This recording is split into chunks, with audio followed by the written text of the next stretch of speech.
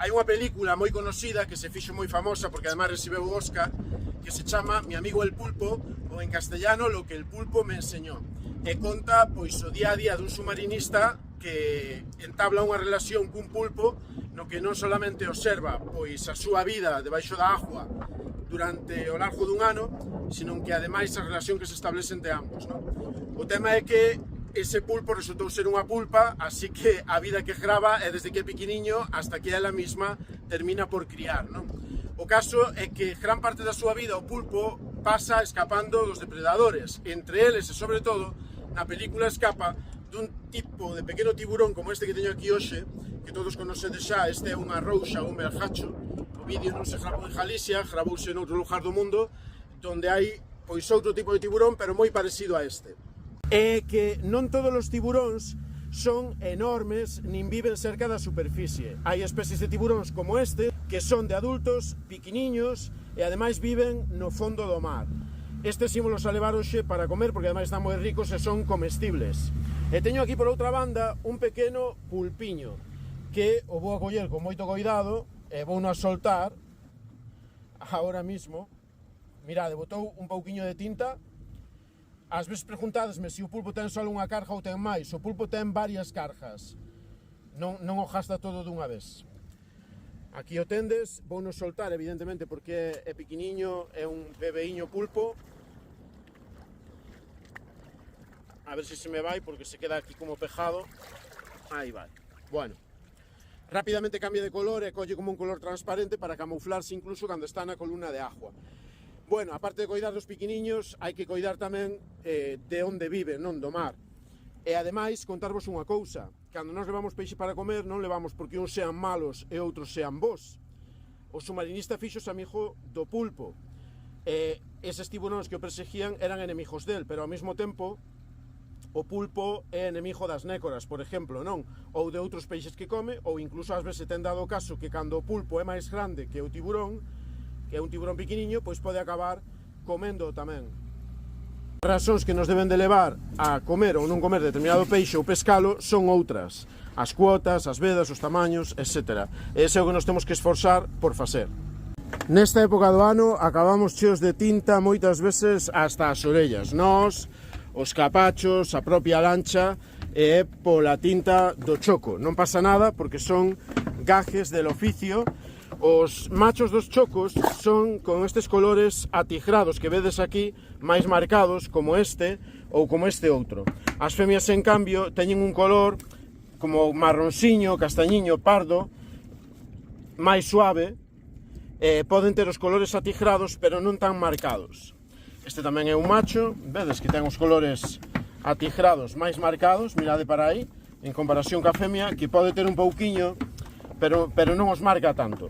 O que sí poden ter as femias son dous lunares negros aquí no medio, pero non é definitivo, porque hai veces que os machos novos tamén poden imitar, polo menos por un lado, un deses lunares ou polos dous, para intentar facerse pasar por unha femia cando outro macho máis grande se lle acerca, para que non os ataquen, para que os confundan con unha femia e non os ataquen. Nada, vamos a seguir traballando.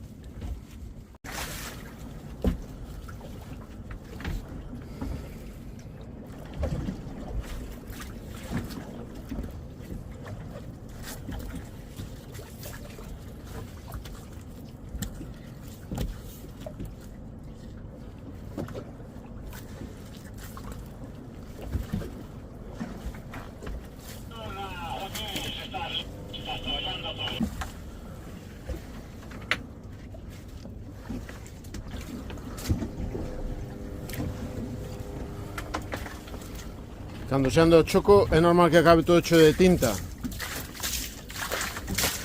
E co único que sale é con agua, si yo botas rápidamente, porque si deixas que seque, solamente sale con lejía e frotando, pero si o limpas nun momento, con agua salada xa queda mellor.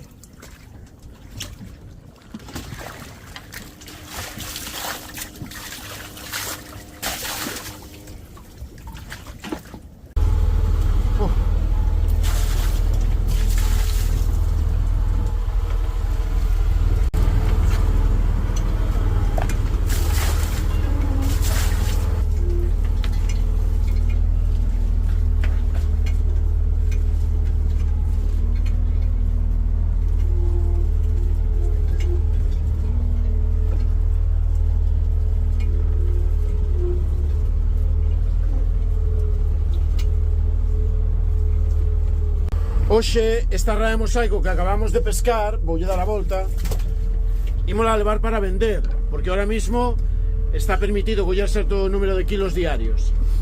O choco este que teño aquí é femia, sábese, porque ten un color uniforme, non ten colores atigrados marcados, e ademais ten os dous lunares negros característicos.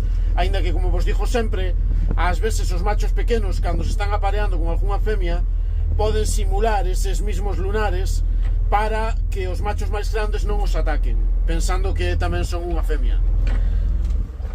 E aquí esta estrella de mar tan chula, que son bastante escasas, é unha pasada, fijadevos que colores, pois vai de volta para o mar, con cuidado. Epa!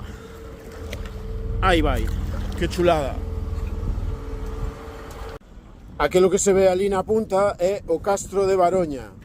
E aquí teño esta sentola femia que xa mirei antes, que ten ova. Vamos a devolver para o mar, que vai a criar. O machiño a dir para vender. Esta pequeniña vai para o mar tamén, ou igual que este oriso. Bueno, pois como vedes, neste tempo a lancha, depois de meter o aparello, queda toda chea de arjasos, e sobre todo moitas manchas de tinta de chopo por todo, cando disparan salpican por todo. Hei de botarlle un pouco de agua para baldear, e máis ao chover xa o limpa, así que eso non é contaminación, eso non é basura. Basura é isto, os plásticos que veñen ás redes, ou os pedazos que rompen e que nos cortamos e que van sempre para un capacho para levar para a terra para o contenedor.